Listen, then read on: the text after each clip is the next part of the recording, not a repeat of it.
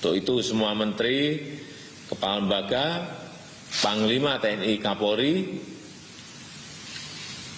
saya minta mengerahkan semua tenaga, mengerahkan semua energi, mengerahkan semua kekuatan untuk mengendalikan COVID ini dan menangani dampak-dampak yang menyertainya. Target kita di bulan Mei ini harus betul-betul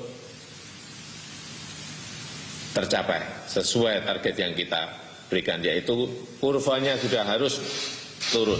Presiden Jokowi memberi instruksi kepada para pembantunya agar bisa mengendalikan wabah COVID-19 di bulan Mei ini dengan cara apapun.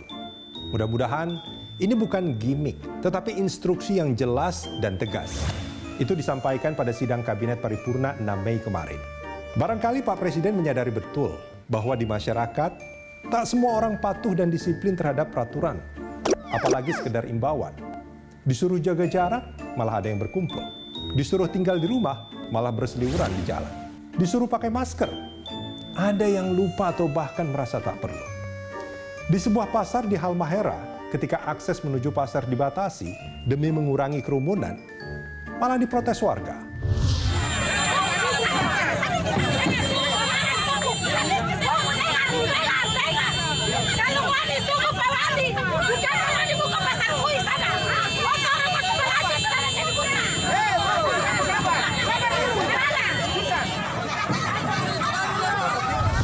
Soal mudik juga masih menjadi isu hangat. Pemudik banyak berasal dari zona merah wabah corona. Pemerintah memang telah melarang mudik. Transportasi umum juga tak boleh membawa pemudik. Tapi kemudian, transportasi antar daerah dibuka kembali karena alasan ekonomi. Padahal, jika wabah menyebar, ekonomi juga yang paling terdampak.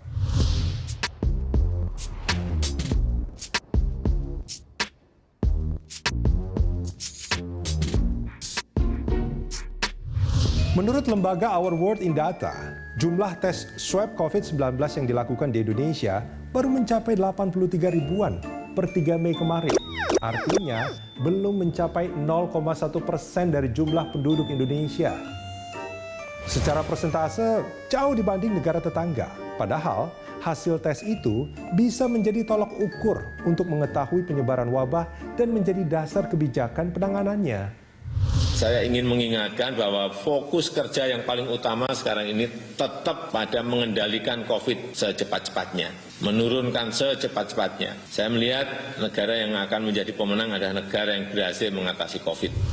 Berbagai upaya yang dilakukan pemerintah harus kita apresiasi. Tapi untuk mengendalikan wabah yang telah membunuh banyak orang itu, barangkali butuh upaya lebih dari yang telah dilakukan. Apalagi, Presiden meminta agar wabah COVID-19 sudah bisa dikendalikan di bulan Mei ini. Mudah-mudahan itu bukan sekedar keinginan yang tak mengukur keadaan dan tanpa usaha bersungguh-sungguh untuk mencapainya.